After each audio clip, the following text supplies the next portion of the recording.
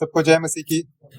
प्रभु को धन्यवाद देंगे। प्रभु ने वचन में से सुनने के लिए हमें और एक समय दिया है, अवसर दिया है। प्रभु का वचन हमारे लिए कीमती मोती के समान है। आइए हम इस वचन को ध्यानपूर्वक सुने और अपने जीवन में लागू करें। रोमियो की पत्री में से सीख रहे थे, उसी श्रृंखला को आगे बढ़ाएंगे और रोमियो की पत्री अध्याय नंबर 12 उसका 14 और 15 पद हम पढ़ेंगे। 14 और 15 रोमियो की पत्री अध्याय नंबर 12, 14 और 15, पेज नंबर 222 नए नियम। प्रभु का वचन यूं कहता है, अपने सताने वालों को आशीष दो, श्राप न दो। आनंद करने वालों के साथ आनंद करो और रोने वालों के साथ रो। प्रभु इन वचनों के माध्यम से हमसे बातें करें। प्रभु के नाम की महिमा हो। हम सीख रहे थे इस अध्याय में 9 से लेकर जो निर्देश पौलुस दे रहे हैं उसका वास्ता मुख्य रूप से मसीही सामूहिक जीवन के साथ जुड़ा हुआ है। एक कलीसिया के रूप में हमें किस प्रकार से एक दूसरे के साथ संबंध रखना है, एक दूसरे के साथ किस प्रकार का व्यवहार करना है, इस विषय में निर्देश पौलुस इन आयतों में हमें दे रहे हैं। मसीही सामूहिक जीवन से संबंध रखने वाले व्यवहारिक निर्देशों को 9 से लेकर आगे के पदों में हम एक एक करके सीख रहे हैं। अब तक 9 से लेकर 13 तक के आयतों में हमने लगभग 12 निर्देशों को देखा। एक समूह के रूप में, कलीसिया के रूप में हमें किस प्रकार का व्यवहार एक दूसरे से रखना है। 9 से लेकर 13 तक के आयतों में 12 निर्देशों को हम देख चुके हैं। हमने देखा प्रेम निष्कपट होनी चाहिए, बुराई से हमें घृणा करना है, भलाई में हमें बने रहना है, भाईचारे के प्रेम में एक दूसरे से स्नेह करना है, परस्पर आदर करने में एक दूसरे से बढ़ चलना है, प्रयत्न करने में आलसी नहीं होना है, आत्मिक उन्माद से हमें भरे रहना है, प्रभु की सेवा करते रहना है, आशा में हमें आनंद को ढूंढना है और आनंदित रहना है, क्लेश में हमें स्थिर रहना है, प्रार्थना में हमें नित्य लगे रहना है। और कई बार हमने देखा पवित्र लोगों को जो कुछ आवश्यकता है उनमें उनकी सहायता करनी है और पहुनाई में, अतिथि सत्कार में हमें बने रहना है। आइए निर्देशों की श्रृंखला को आगे बढ़ाएं और 14 और 15 में से मसीही सामूहिक जीवन के लिए निर्देश देखें। 14वें आयत में पौलुस जो निर्देश देते हैं वो है, अपने सताने वालों को आशीष दो, श्राप न दो। सताने वालों को आशीष दो, श्राप न दो। यहाँ पौलुस प्रभु यीशु ने चेलों को जो निर्देश दिया उसी निर्देश को फिर से दोहराने का काम कर रहे हैं। पहाड़ी उपदेश में, अपने प्रथम सार्वजनिक उपदेश में प्रभु ने इस संबंध में निर्देश दिया था। मत्ती का सुसमाचार अध्याय नंबर 5 के 44 में प्रभु कहते हैं, मत्ती 5 का 44, परंतु मैं तुमसे कहता हूं कि अपने बैरियों से प्रेम रखो और अपने सताने वालों के लिए प्रार्थना करो। तो जो निर्देश यहाँ 14वें आयत में पौलुस दे रहे हैं उससे उसी भाव को व्यक्त करते हुए प्रभु ने पहले ही सार्वजनिक तौर पर अपने चेलों के लिए एक निर्देश दिया है। देखिए, जब हम इस निर्देश को पढ़ते हैं, सर्वप्रथम जो बात हमारे मन में दर्ज होनी चाहिए वो है, जिस स्तर पर जीवन व्यतीत करने के लिए प्रभु ने मुझे और आपको बुलाया है, जिस स्तर के अनुसार जीवन व्यतीत करने के लिए प्रभु ने मुझे और आपको बुलाया है, वो इस संसार के स्तर और तौर तरीके से एकदम विपरीत है, एकदम अलग है। जहां तक इस पतित संसार का सवाल है, बदला लेना संसार के लिए एक बहुत महिमामय बात है। संसार इस बात में महिमा ढूंढती है कि मैंने बदला लिया है, परंतु प्रभु के संतान, बेटा बेटी के रूप में जिस स्तर पर जीवन व्यतीत करने के लिए प्रभु ने मुझे और आपको रखा है वो इस संसार के तौर तरीकों से एकदम अलग है, या कहना चाहिए एकदम विपरीत है। प्रभु कहते हैं बदला नहीं लेना, परंतु सताने वालों को क्या करो, आशीष दो, श्राप न दो। यहाँ जो आशीष शब्द है उससे तात्पर्य है आप अच्छा बोलिए दूसरों के बारे में, जो आपको सताते हैं उनके विषय में अच्छा बोलिए। श्राप से तात्पर्य क्या है? श्राप देने से तात्पर्य है किसी व्यक्ति या चीज के लिए बुराई या विनाश की प्रार्थना करना या कामना करना, किसी को नुकसान या चोट पहुंचाने की एक भावना मन में रखना, वो है श्राप से तात्पर्य। प्रभु कहते हैं आशीष दो, जो तुम्हें सताते हैं उनके बारे में अच्छा बोलो, उन्हें श्राप मत दो, उनके बारे में विनाश की प्रार्थना या बुराई की कामना मत करो। यह निर्देश यहाँ प्रभु हमें दे रहे हैं। जब हम इस निर्देश को पढ़ते हैं जो पौलुस देते हैं, अपने सताने वालों को आशीष दो, आशीष दो श्राप न दो। हम क्या समझें? सर्वप्रथम बात जो मन में मेरे आई वो यह थी कि हमसे नहीं हो पाएगा, मैं अपने आप में ऐसा करने के लिए पूर्णतः अयोग्य हूं। जो सताते हैं, जो हमारा विरोध करते हैं, जो हमारे विरुद्ध काम करते हैं, उनको आशीष दो, उनको श्राप न दो। मैं और आप ये कैसे कर सकते हैं? अपने स्वाभाविक बल के अनुसार, अपने स्वाभाविक रुझान के अनुसार हम इस प्रकार की एक प्रतिक्रिया कैसे दे सकते हैं? ऐसी एक प्रतिक्रिया स्वाभाविक नहीं है, ऐसी एक प्रतिक्रिया पूर्णतः अस्वाभाविक है, अलौकिक है। यहाँ प्रभु हमसे जिस प्रतिक्रिया को दर्शाने के लिए निर्देश दे रहे हैं वो एक लौकिक या स्वाभाविक नेचुरल प्रतिक्रिया नहीं है, सुपर नेचुरल प्रतिक्रिया है, अलौकिक प्रतिक्रिया है। यह आयत या यह निर्देश हमें इस बात को समझने में सहायक है कि मसीही जीवन को हम अपने बल और शक्ति के अनुसार नहीं जी सकते।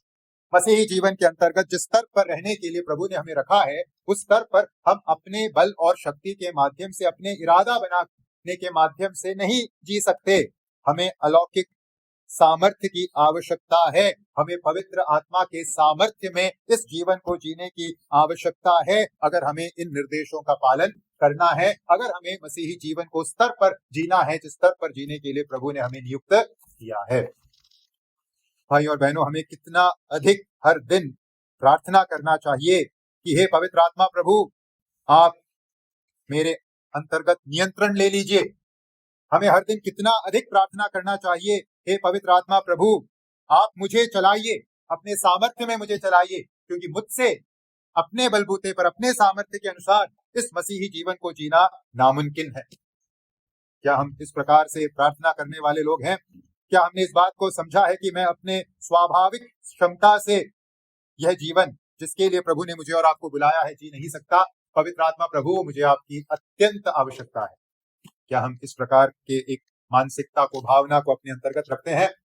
आइए हम अपने प्रार्थनाओं को टटोलें।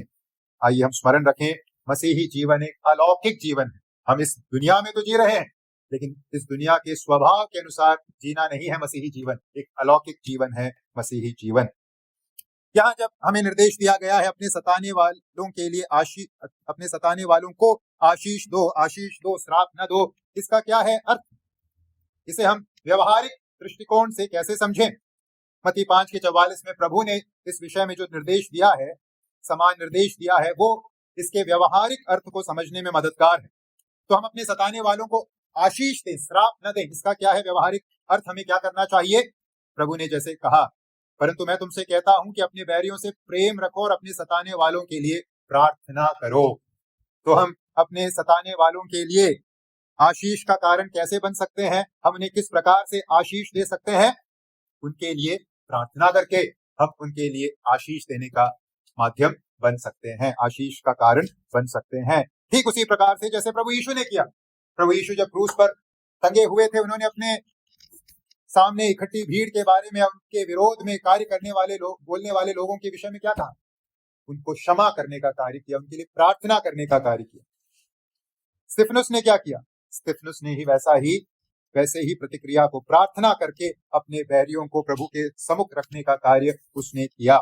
जो स्वाभाविक मनुष्य है, संसार का व्यक्ति है, वो अपने सताने वालों के लिए सबसे कड़वे शब्दों का इस्तेमाल करता है, श्राप का इस्तेमाल करता है।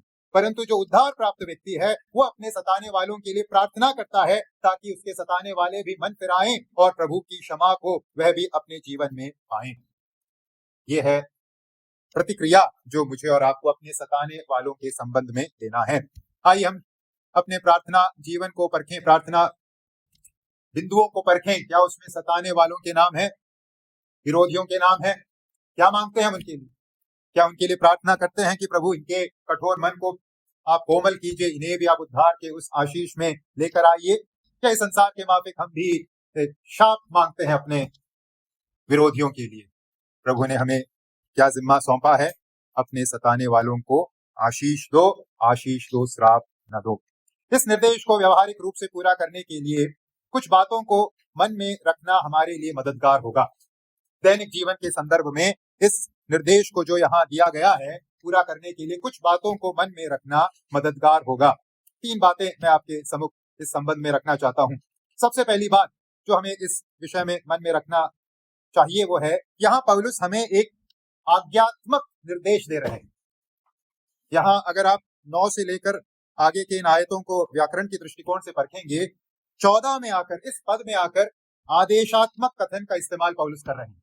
इससे पहले भी निर्देश दे रहे थे, प्रेम निष्कपट हो, भाईचारे के प्रेम, एक दूसरे से स्नेह रखो, ये सब पौलुस के निर्देश हैं पवित्र आत्मा की अगुवाई में। लेकिन इन सबको आप अगर व्याकरण के हिसाब से देखेंगे, पौलुस हल्के फुल्के तरीके से प्रस्तुत कर रहा है। लेकिन 14वें आयत में आने पर उसने अपनी शैली में एक परिवर्तन लाया और सख्त रूप से एक आदेशात्मक कथन का इस्तेमाल करके पौलुस कह रहे हैं, अपने सताने वालों को आशीष दो। कोई विकल्प नहीं है, अच्छा लगेगा तो बेहतर है आशीष देना, सहूलियत में के मुताबिक आशीष दो, पसंद है तो आशीष दो, ये नहीं है यहाँ का भाव। यहाँ का भाव है, हमें अपने सताने वालों को आशीष देना है। यह एक आदेशात्मक कथन है, हमें यह अनिवार्य रूप से करना है, हमें पूरा करने के लिए दिया गया एक आज्ञा है यह। इस बात को आइए हम समझें। वचन को जब सीखते हैं, व्याकरण के दृष्टिकोण से सीखना बहुत मददगार है, क्योंकि व्याकरण के अनुसार वचन का लेखक अपनी टोन को बदलता है। जब हम किसी के भाषा को सुनते हैं, हम उसके टोन को सुन पा रहे हैं, लेकिन पढ़ते समय आप टोन को कैसे समझेंगे? व्याकरण को देखिए, व्याकरण का किस प्रकार से इस्तेमाल किया गया है, वो लेखक के उस टोन को समझने में मदद करेगा। और यहाँ 14वें पद में लेखक का टोन कैसा है? अपने सताने वाले को जरूर आशीष दो, एक आदेश के रूप में हमें यह दिया गया है। तो आइए हम इस बात को स्मरण रखें, पवित्र आत्मा के सामर्थ्य से आइए हम एक आदत बना लें, इस आदेश को अपने जीवन में पूरा करने के लिए अपने सताने वालों को आइए हम आशीष दें। दूसरी बात जो इस आज्ञा को पूरा करने में सहायक है, आइए हम अपने मन में उन उदाहरणों को रखें जो हमसे पहले हमारे सम्मुख मौजूद हैं। आइए हम उदाहरणों को मन में रखें जिन्होंने अपने सताने वालों को आशीष दिया। हमने प्रभु यीशु मसीह के बारे में पढ़ा, कहा भी। लूका 23 के 34 में हम उस प्रार्थना को पढ़ते हैं, प्रभु ने अपने सताने वालों के बारे में क्या कहा? लूका 23 का 34, तब यीशु ने कहा, हे पिता, इन्हें क्षमा कर, क्योंकि ये जानते नहीं कि क्या कर रहे हैं। यीशु मसीह का उदाहरण हमारे सामने है। अगर हमें अपने सताने वालों को आशीष देने के लिए मदद चाहिए, यीशु के उदाहरण को स्मरण रखिए। या फिर स्तिफनुस का उदाहरण, प्रेरितों के काम 60, प्रेरितों के काम 7 का 60, वहां जब स्तिफनुस को पत्थर मारा जा रहा था, वह अपने विरोधियों के बारे में, सताने वालों के बारे में क्या प्रार्थना कर रहा था? फिर घुटने टेक कर ऊंचे शब्द से पुकारा, हे प्रभु, यह पाप उन पर मत लगा। और यह कहकर वह सो गया, मर गया, प्राण त्याग किए। स्तिफनुस ने क्या प्रार्थना की? हे प्रभु, यह पाप उन पर मत लगा। अपने सताने वालों के लिए, अपने प्राण को लेने वालों के लिए स्तिफनुस यह प्रार्थना कर रहा है, यह पाप उन पर मत लगा। देखिए, यह संसार अपने सताने वालों को आशीष नहीं दे सकता, क्योंकि उनके सामने ऐसा कोई उदाहरण मौजूद ही नहीं है। उन्होंने केवल जन्म से एक ही बात देखी है होते हुए, प्रतिशोध, बदला। इसलिए यह संसार स्वाभाविक रूप से यही सोचता है, बदला लो, बदला लो, बदला लो। लेकिन मेरे और आपके सामने जो उदाहरण है वो एकदम अलग किस्म के हैं। प्रभु का उदाहरण, स्तिफनुस का उदाहरण, और न जाने कितने सारे लोग हैं जिन्होंने ये उदाहरण प्रस्तुत किया है।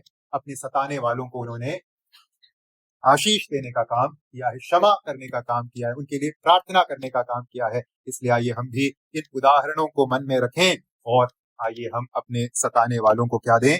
आशीष दें। तीसरी बात जो मन में रखना हमारे लिए सहायक है इस आज्ञा को पूरा करने के संबंध में, वो है, आइए हम अपने अतीत को स्मरण रखें। अपने अतीत की अवस्था को स्मरण रखना इस आज्ञा को पूरा करने में व्यवहारिक रूप से हमारी मदद करेगी। हमारा अतीत हमें क्या दर्शाता है? हम अपने विषय में यह कह सकते हैं कि जब हम परमेश्वर के विरोधी थे तो प्रभु ने हमारे साथ कैसा व्यवहार किया? हमें आशीष देने का कार्य किया। हम भी परमेश्वर के विरोधी थे। रोमियो में हमने सीखा ऑलरेडी, रोमियो की पत्री अध्याय नंबर 5 में, हम बैरी थे, दुश्मन थे, प्रभु के विरुद्ध बगावत करने वाले लोग थे। हम जब उस अवस्था में थे, हमें किस प्रकार की प्रतिक्रिया मिली प्रभु से? प्रभु ने हमें नष्ट नहीं किया, प्रभु ने हमें शापित नहीं किया, प्रभु ने हमें अनुग्रह दिया। आज भी प्रभु के बेटा बेटी के रूप में जब हम पाप करते हैं या प्रभु के विरोध में चले जाते हैं, क्या प्रभु हमें शापित करते हैं? नहीं, आज भी प्रभु से हम अनुग्रह पाते हैं, प्रभु से हमें दया मिलती है। तो हमें भी क्या करना है? अपने अतीत में जिस प्रकार से हमने प्रभु से अनुग्रह पाया है, पापी और बगावत करने वाला होने के बावजूद हमें भी उस अनुग्रह को अपने सताने वालों के संबंध में प्रस्तुत करना है। जब हम अपने सताने वालों के सम्मुख इस प्रकार का व्यवहार प्रस्तुत करते हैं तो क्या होता है? जब हम अपने सताने वालों को आशीष देने का काम करते हैं तो क्या होता है? स्तिफनुस के संबंध में सोचिए, पहली बार नए नियम में प्रेरित पौलुस का जिक्र कहां हो रहा है? प्रेरितों के काम अध्याय नंबर 7 में हो रहा है, जहां हम स्तिफनुस के पथराव और मारे जाने के घटना के बारे में पढ़ रहे हैं। वहां पौलुस क्या कर रहा है? उन हत्यारों की सहायता कर रहा है, स्तिफनुस को के मारे जाने के उस कार्य में सहभागिता दर्शा रहा है। जरूर पौलुस ने भी वह प्रार्थना सुनी होगी जो स्तिफनुस ने कही, हे प्रभु यह पाप उन पर मत लगा। पौलुस वहां मौजूद था, उस कार्य में शामिल था। यह सोचना कठिन है कि उस घटना में स्तिफनुस का जो व्यवहार था, स्तिफनुस ने अपने सताने वालों को जो आशीष देने का काम किया, उस घटना का कोई भी प्रभाव पौलुस के मन फिराव में नहीं पड़ा होगा, ऐसा सोचना कठिन है।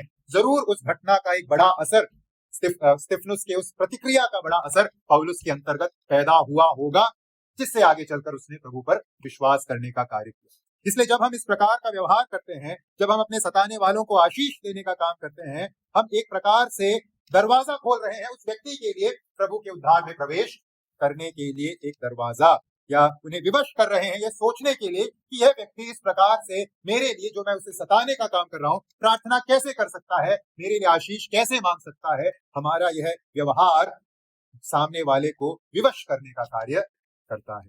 तो आइए भाई और बहनों, हम इन 3 बातों को मन में रखें। आइए हम समझें, यह एक आज्ञा है। आइए हम याद रखें जो उदाहरण हमारे सम्मुख हैं, और आइए हम स्मरण रखें हमारा अतीत किस प्रकार का था, और इन बातों को निरंतर मन में रखते हुए प्रत्येक दिन आइए हम इस मानक के अनुसार जीवन जीने वाले बने। अपने सताने वालों को आइए हम आशीष दें, श्राप देने वाले हम में से कोई कभी न बने। अगले निर्देश में जाने से पहले इस निर्देश के बारे में एक बात कहना जरूरी है। जो बात हमने अभी सीखा एक आदेशात्मक कथन के रूप में कि अपने सताने वालों को आशीष दो, श्राप न दो, यह जो आज्ञा है वचन के कुछ भागों को समझने में दिक्कत पैदा करती है। जैसे उदाहरण के लिए आज जो भजन हमने पढ़ा, भजन 68 के 2 में हमने क्या पढ़ा? वह भजनकार अपने बैरियों के लिए क्या प्रार्थना कर रहा है? या 1 और 2 में, तू अपने परमेश्वर उठ, उसके शत्रु तितर बितर हो और उसके बैरी उसके सामने से भाग जाए। जैसे धुआं उड़ जाता है वैसे ही तू उनको उड़ा दे, जैसे मोम आग की आंच में पिघल जाता है वैसे ही दुष्ट लोग परमेश्वर की उपस्थिति से नष्ट हो। यहाँ भजनकार क्या प्रार्थना कर रहा है? एक तरीके से शापात्मक प्रार्थना, वो शाप मांग रहे, तू इन सबको नष्ट कर दे, दुष्टों की के अस्तित्व को तू क्या कर दे, मिटा दे, हटा दे, उड़ा दे। तो ऐसे आयतों को हम किस प्रकार से समझें? वचन में, विशेषकर भजन संहिता के संग्रह में इम्प्रिकेटरी सैम्स या शापात्मक भजन के नाम से हम एक श्रृंखला देखते हैं या एक समूह देखते हैं। ऐसे भजन जिसमें लेखक शाप देता है, अर्थात विपत्ति, विनाश तथा अपने शत्रुओं पर परमेश्वर के क्रोध और न्याय को बुलाता है।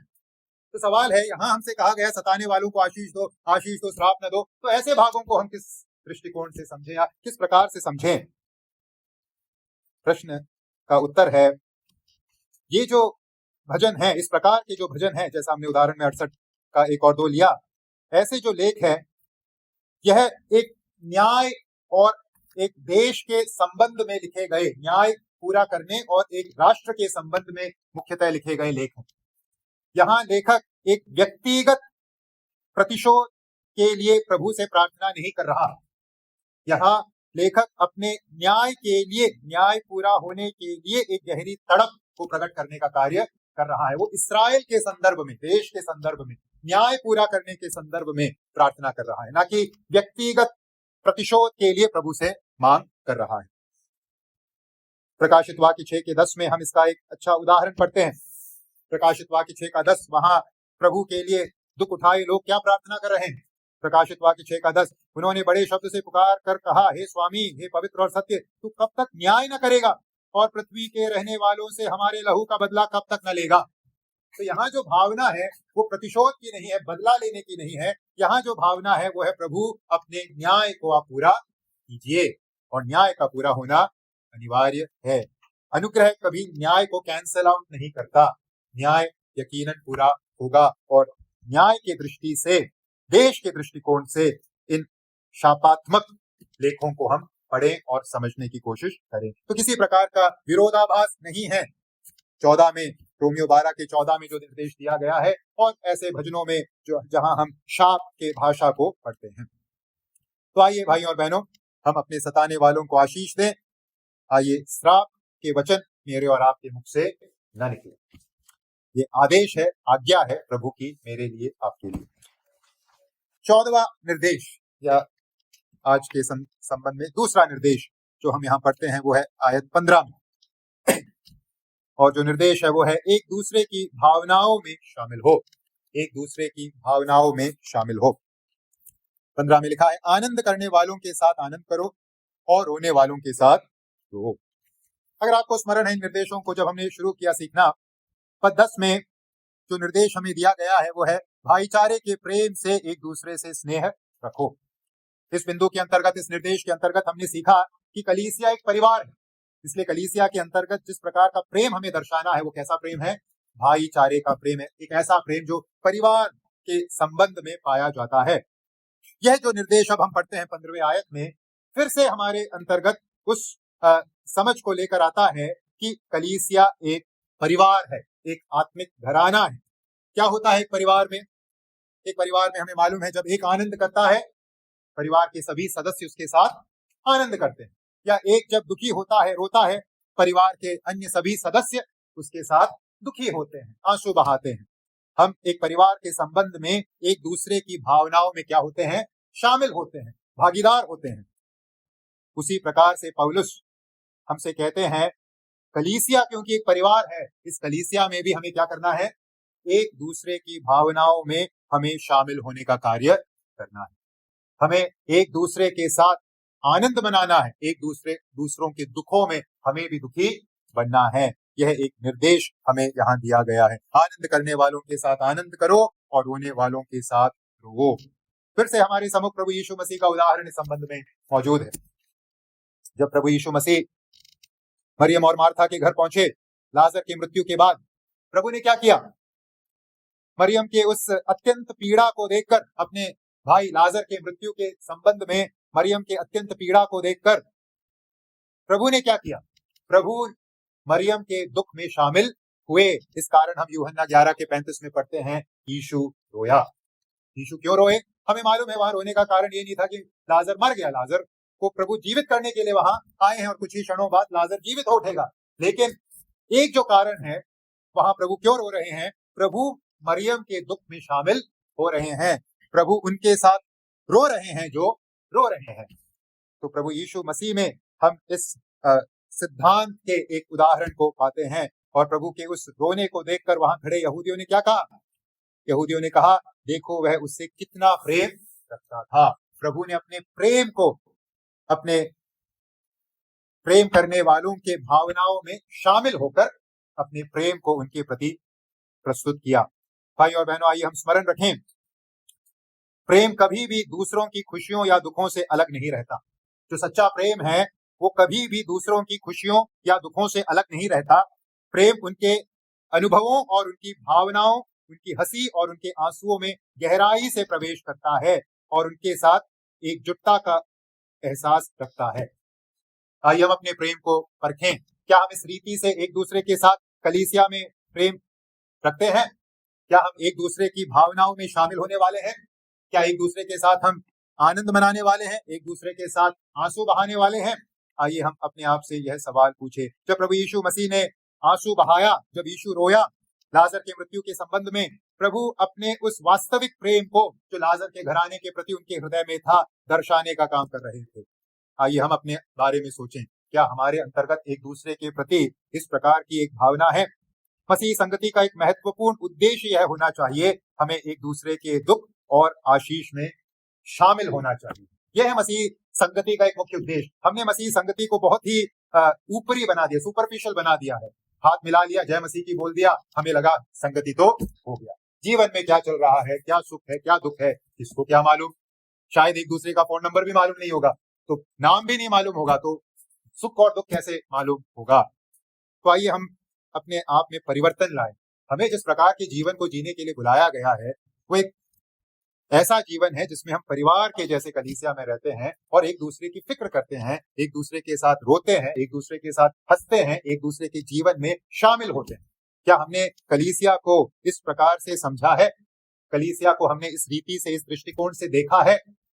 आइए हम अपनी दृष्टिकोण को, अपनी समझ को सही करें और आइए हम सचमुच भाईचारे के प्रेम को एक दूसरे के प्रति दर्शाने वाले बने। एक बात यहाँ चर्चा करने की आवश्यकता है, वो है क्या है रुकावट इस प्रकार के प्रेम को दर्शाने में? क्या है रुकावट आनंद करने वालों के साथ आनंद करने में और रोने वालों के साथ रोने में? जो सबसे प्रमुख बाधा या रुकावट इस निर्देश के पूरा करने में जो हम महसूस करते हैं वो है स्वार्थ। हम क्यों आनंद करने वालों के साथ आनंद नहीं कर सकते और रोने वालों के साथ रोते नहीं है? क्योंकि हम स्वार्थी हैं। हमने अपने अलावा किसी अन्य के हित के प्रति किसी भी प्रकार के भार को रखने का काम नहीं किया है। हम अपनी भावनाओं में बहुत स्वार्थी हैं। हम केवल अपने बारे में सोच रहे हैं, हम दूसरों के बारे में सोच नहीं रहे। इसलिए हम दूसरों के दुख में दुखी नहीं हो पाते, दूसरों के आनंद में आनंदित नहीं हो पाते। इस कर्तव्य को करने में हम अपने आप को असफल पाते हैं। हम तभी दूसरों आनंद करने वालों के साथ आनंद कर पाएंगे, हम तभी रोने वालों के साथ रो पाएंगे जब हम स्वार्थ को छोड़कर एक स्वार्थहीन जीवन, स्वार्थ रहित जीवन जीना शुरू करें। हम तभी आनंद करने वालों के साथ आनंद कर पाएंगे और रोने वालों के साथ रो पाएंगे जब हम अपने ध्यान को स्वयं से हटाकर दूसरों की अवस्था पर लगाना शुरू करें। लेकिन हम अपने विचारों में इतना स्व केंद्रित हैं, हम अब इतना अधिक आत्मलीन हैं, हम केवल अपने बारे में सोच रहे हैं, अपने बारे में ही है हमारे सभी विचार। इसलिए दूसरों के दुख में दुखी होना, दूसरों के आनंद में आनंदित होना, ऐसा विचार ही हमारे मन में नहीं आता। क्योंकि 24 घंटे का अधिकांश भाग हम किसके बारे में सोच रहे हैं? अपने बारे में। मेरा जीवन, मेरी जरूरत, मेरी आवश्यकता, मेरा वर्तमान, मेरा भविष्य, मेरा परिवार, मेरी रोजी, मेरी रोटी, सब कुछ मैं भरा हुआ है। इसलिए ये सब पढ़कर शायद हमें अचंभा भी होगा, क्या लिखा है? आनंद करने वालों के साथ आनंद करो, रोने वालों के साथ रो। हमने मसीही जीवन को बहुत ही आसान बनाने का काम कर दिया है। हमने उसके निर्देशों को गंभीरता से नहीं लिया। आइए हम एक आत्मलीन हृदय को छोड़कर दूसरों के प्रति संवेदना रखने वाले हृदय को लेकर आएं। और ऐसा तभी होगा जब हम इस स्व के अधीनता से अपने आप को छुड़ा लेंगे। आइए हम अपने स्व को मारने का कार्य करें और प्रभु को अपने अंतर्गत और अधिक स्थान देने का काम करें। यहाँ 15वें आयत में जो क्रम है उस क्रम को भी ध्यान देने की जरूरत है। पौलुस क्या लिखते हैं? आनंद करने वालों के साथ आनंद करो और रोने वालों के साथ। पहला निर्देश है आनंद करने वालों के साथ आनंद और फिर रोने वालों के साथ रोना। प्रभु के दास क्रिसोस्टम ने इस आयत पर इस प्रकार से कहा है, जो आनंद करते हैं उनके साथ आनंद करने के लिए एक अति उत्तम मसीही स्वभाव का होना जरूरी है। इस बात के तुलना में कि रोने वालों के साथ रोएं। रोने वालों के साथ रोना एक स्वाभाविक भावना है। मनुष्य स्वाभाविक रूप से किसी के दुख को लेकर दुखित महसूस करता है। वहां भी एक स्वार्थ है, लेकिन वहां उसे इस बात का भी, उस दुख के पीछे ऐसा भी एक कारण है कि एक डर है कि आज इसके जीवन में ऐसा हुआ है, कल मेरे साथ भी ऐसा हो सकता है। वो एक डर भी उस दुख का एक कारण है। लेकिन सामान्य रीति से कहें, स्वाभाविक रूप से रोने वालों के साथ रोना आसान है। कठिनाई कहाँ है? आनंद करने वालों के साथ आनंद करना। आनंद करने वालों के साथ आनंद करना तभी संभव होगा जब हम ईर्ष्या के भावना, जलन के भावना के ऊपर क्या प्राप्त करें? जय प्राप्त करें। हम किसी दूसरे की सफलता पर तभी सच्चे मन से बधाई दे सकते हैं, विशेषकर जब उसकी सफलता हमारी हार के साथ हुई है, जब हम सचमुच इस प्रकार के एक स्वार्थहीन जीवन को जीने वाले होंगे। कितने मन से हम एक दूसरे की सफलता में एक दूसरे को बधाई दे पाते हैं। दो लोग नौकरी ढूंढ रहे हैं, दोनों ने एक ही टेस्ट लिखा, एक पास हो गया, एक फेल हो गया, तो जब आप बधाई देंगे पास होने वाले को तो कैसी भावना होगी? कठिन होगा बधाई देना या आसान होगा? मेरी हार उसकी जीत बनी है, तो मेरे लिए उसे बधाई देना तभी मुमकिन होगा जब मेरा स्वार्थ सचमुच क्या हो चुका है? मर चुका है। तो जहां तक इस निर्देश का सवाल है, आनंद करने वालों के साथ आनंद करना एक अति उत्तम मसीही स्वभाव का सूचक है। केवल उस श्रेष्ठ मसीही स्वभाव के अंतर्गत ही मैं और आप इस प्रकार का व्यवहार दर्शा सकते हैं। जब हम स्व को मार डालते हैं तभी हम दूसरों की सफलता में उतनी ही खुशी महसूस कर सकते हैं जितनी अपनी सफलता में, वरना कहीं ना कहीं ईर्ष्या की भावना जरूर होगी। उसने घर बना लिया, घर का उद्घाटन है, किस भावना से जाते हैं? कहीं ना कहीं संसार में लोगों के अंतर्गत क्या होगा? एक, आप लोगों को मालूम है मैं क्या कह रहा हूं, हम सब इस संसार के लोग हैं, हम सब ने कहीं ना कहीं वो महसूस किया है।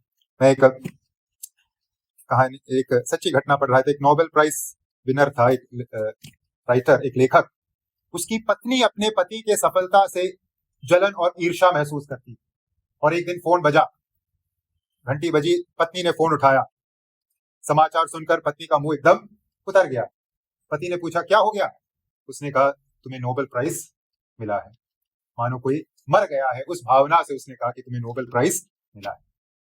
तो किसी की सफलता में आनंद करना एक स्वाभाविक मनुष्य के लिए संभव नहीं है। जब तक स्वार्थ हमारा मर नहीं गया है, जब तक हमने एक मसीही स्तर को, एक अति उत्तम श्रेष्ठ मसीही स्तर को, आत्मिक स्तर को नहीं पाया है, हम इस निर्देश का पालन अपने आप में नहीं कर सकते। तो आइए हम पवित्र आत्मा के हवाले अपने आप को सौंपें और सचमुच आनंद करने वालों के साथ आनंद करें। केवल औपचारिकता दर्शाने के लिए नहीं, सचमुच हृदय की गहराइयों से आनंद करने वालों के साथ आनंद करें और रोने वालों के साथ रोएं। यहां जब पौलुस इस निर्देश को हमें दे रहे हैं, आनंद करने वालों के साथ आनंद करो और रोने वालों के साथ रो, इस निर्देश का और एक आयाम है जिसे हमें समझने की जरूरत है। देखिए, ऊपरी दृष्टिकोण से अगर आप देखेंगे, इस निर्देश का पालन तो इस संसार के लोग भी करते हैं, आनंद करने वालों के साथ आनंद करते हैं।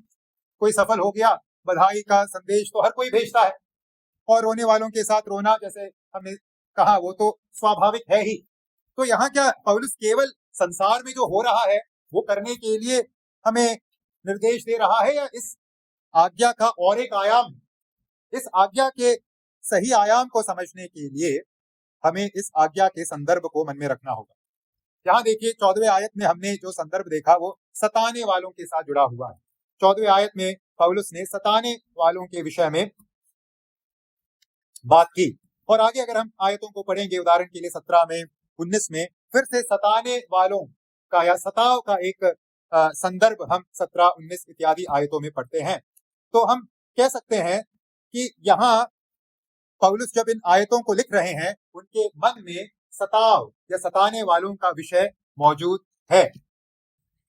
तो यहाँ जब पौलुस आनंद करने वालों के साथ आनंद करो और रोने वालों के साथ रो, इस कथन को या इस निर्देश को हमें दे रहे हैं, यहाँ जो अर्थ हमें समझने की जरूरत है, स्वाभाविक अर्थ के साथ साथ जिस अर्थ को हमें समझने की जरूरत है, उसका वास्ता सताव के साथ जुड़ा हुआ है। यहाँ क्योंकि सताव के संदर्भ में, सताव के विषय के संदर्भ में पौलुस बात कर रहे हैं, इस निर्देश का वास्ता भी सताव के साथ जुड़ा होना चाहिए। सताव के साथ इस निर्देश का संबंध किस प्रकार का है, इसे समझने के लिए एक बात को मन में रखें। आनंद करने की अवस्था और रोने की अवस्था को दो परस्पर विरोध की अवस्था के रूप में न देखें। ऐसा न सोचें कि ये दोनों परस्पर विपरीत परिस्थितियां हैं, आनंद करने की एक परिस्थिति और रोने की एक परिस्थिति। ये अपने आप में दो परस्पर विपरीत परिस्थिति अनिवार्य रूप से नहीं है। ये ऐसी परिस्थितियां हैं जो साथ साथ जा सकती है। कब? सताव के संदर्भ में, मसीही सताव के संदर्भ में। जैसे हमने कहा, पौलुस यहाँ सताव के संदर्भ में इस निर्देश को हमें दे रहे हैं। इसके साथ साथ अगर हम इतिहास में प्रेरितों ने किस प्रकार से सताव का सामना किया उसे देखें, तो हम क्या सीखते हैं? प्रेरितों के काम 5 का 40 और 41 पढ़ेंगे। प्रेरितों के काम 5 का 40 और 41, किस प्रकार से सताव का सामना प्रेरितों ने किया। वहां लिखा है, तब उन्होंने उसकी बात मान ली और प्रेरितों को बुलाकर पिटवाया और यह आदेश देकर छोड़ दिया कि यीशु के नाम से फिर कोई बात न करना। आगे 41 में ध्यान दीजिएगा, वे इस बात से आनंदित होकर महासभा के सामने से चले गए कि हम उसके नाम के लिए अपमानित होने के योग्य तो है। तो यहाँ प्रेरित गण किस प्रकार की प्रतिक्रिया दे रहे हैं? सताव के संदर्भ में आनंद मना रहे हैं। प्रेरितों को पीटा गया, लेकिन उस सताव के संदर्भ में उनकी प्रतिक्रिया आनंद की। इसके साथ साथ रोमियो की ही पत्री में पौलुस ने सताव के बारे में हमें जो निर्देश से पहले दिया था, उसे भी आइए एक बार पढ़ें।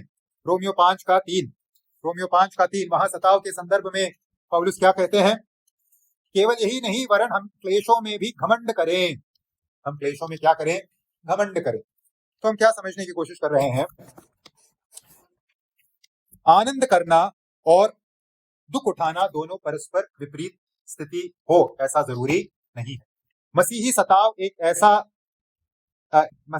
एक ऐसी वास्तविकता है जहां दुख उठाना भी है और आनंद मनाना भी है, जो दोनों एक संग पाया जाता है। तो हम इस निर्देश को जो हम सीख रहे हैं, आनंद करने वालों के साथ आनंद करो और रोने वालों के साथ रो, इसे इस प्रकार से भी समझ सकते हैं, इस संदर्भ के अनुसार और इन आयतों के अनुसार जो हमने अभी पढ़ा। हम इस निर्देश को इस प्रकार से समझ सकते हैं कि पौलुस हमें यहाँ यह निर्देश दे रहे हैं कि जो लोग मसीही विश्वास के कारण सताव से होकर गुजर रहे हैं, उनके संबंध में हमें किस प्रकार की प्रतिक्रिया दर्शानी है। जो लोग मसीही विश्वास के कारण सताव से होकर गुजर रहे हैं, उनके संबंध में हमें किस प्रकार की प्रतिक्रिया दर्शानी है। इस आज्ञा को हम कैसे समझ सकते हैं? जो लोग मसीह में विश्वास के चलते सताव से होकर गुजर रहे हैं, उनके प्रति हम किस प्रकार का व्यवहार दर्शाएं। जो लोग मसीही विश्वास के कारण सताव से होकर गुजर रहे हैं, उनके साथ हमें क्या करना है? आनंदित होना है। इस बात को समझते हुए कि सताव एक ऐसी अवस्था का सूचक नहीं है कि परमेश्वर ने उन्हें त्याग किया, परंतु परमेश्वर द्वारा सम्मानित किया जाना है सताव। इस बात को आइए मन में रखें।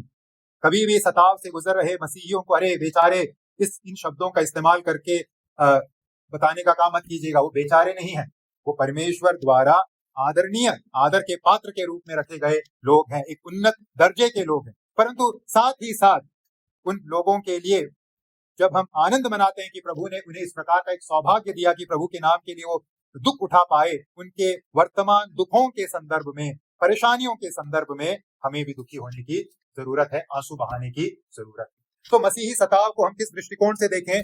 आनंद और दुख दोनों के दृष्टिकोण से देखें। आनंद के दृष्टिकोण से इसलिए क्योंकि मसीह के लिए सताव सहना अपने आप में बहुत सौभाग्य की बात है। यीशु के लिए सताव सहना अपने आप में बहुत बड़े मेडल की बात है। और दुख के रूप में इसलिए देखें क्योंकि उस सताव में पीड़ा है, उस सताव में कई परेशानियां हैं। तो जो लोग मसीह के कारण सताए जा रहे हैं, उनके साथ आनंदित हों और उनके लिए आंसू भी बहाएं। इस रीति से भी हमें इस आयत को समझने की जरूरत है।